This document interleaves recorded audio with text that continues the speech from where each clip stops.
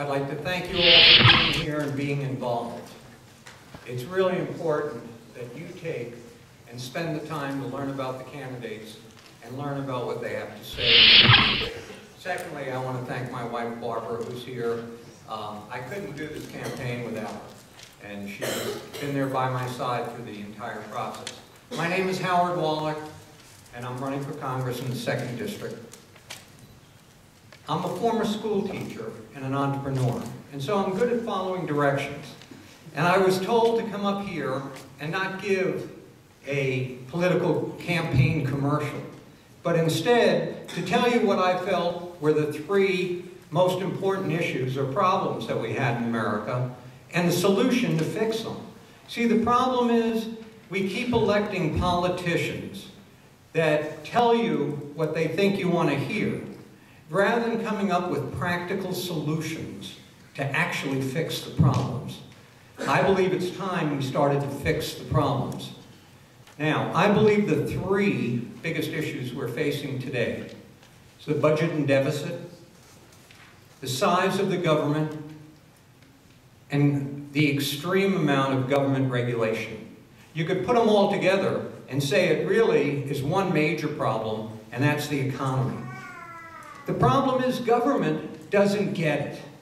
Do you realize that the Federal Reserve increased its balance sheet by $3 trillion in the last 3 years, and our federal government took on $6 trillion worth of new debt?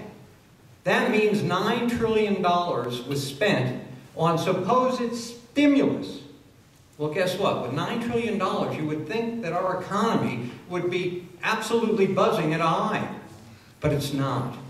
Because government doesn't get it. 3 weeks ago, I was fortunate enough, or unfortunate enough, to have breakfast with Dennis Larkart.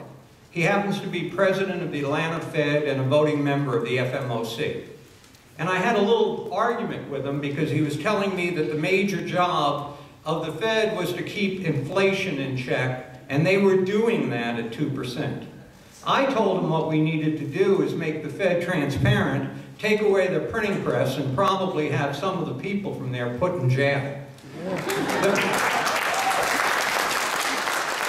fact that he could think that inflation was only 2%, the way I see it, it's more like 8. The reason there's this discrepancy is I base my calculations on what you spend to live. The Federal Reserve doesn't think they'd have to take into account food and gasoline. Now, I don't know how you could get to work or survive without eating or driving your vehicle, but somehow the Fed thinks that shouldn't be included in their calculations for inflation. In fact, when I asked them what percentage of the average working person's budget went to food and energy, he said they didn't know. They grouped it along with housing and thought it was about 75%, which means 40%, most likely, of everything you spend is not included. See, the problem is that what the Fed keeps doing is devaluing the dollar. Everything that you own is becoming less valuable. Everything you need and you want becomes more expensive. And there's never been a country that's been able to devaluate themselves to prosperity.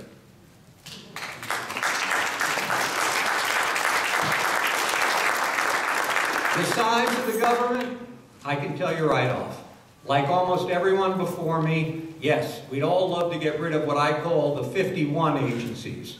And I call them the 51 agencies because we already have 50 of them in all the states.